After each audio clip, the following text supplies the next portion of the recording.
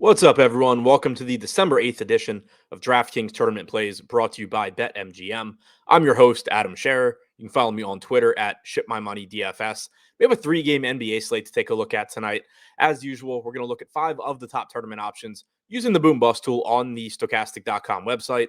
But first, click the link in the description below. Sign up and make a deposit at BetMGM. Place a real money wager and receive a risk-free first bet up to $1,000 in addition to 2 free months of Stokastic Plus Platinum. Click the link in the description below to take advantage. Now, keep in mind, even with it being a 3-game slate, there is going to be news most likely between now and lock. So be sure to tune in to the deeper dive and live before lock shows starting at 5:30 p.m. Eastern on the Stokastic YouTube channel for more up-to-date information. But with the way things look right now, starting at number 5, Tari Eason, $4,300 price tag with power forward eligibility on DraftKings.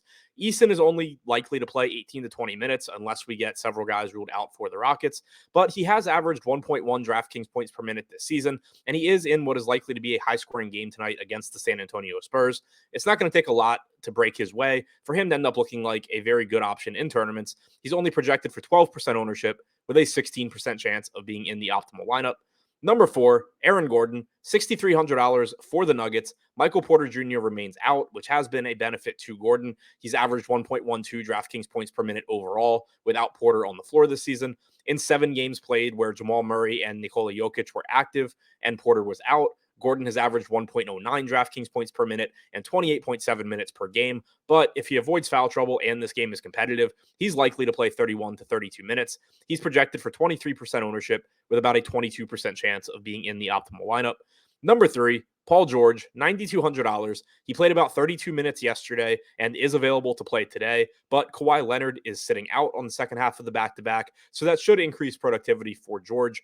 He has averaged 1.23 DraftKings points per minute and 35.7 minutes per game in the games that he's played without Kawhi Leonard this season. I don't expect 36 minutes, but at $9,200 on a 3-game slate with shooting guard and small forward eligibility, 32 to 33 minutes should be enough to get it done. He's projected for 22% ownership with a 25% chance of being in the optimal lineup. Number 2, Nikola Jokic, $11,300, projected for 31% ownership with a 32% chance of being in the optimal lineup.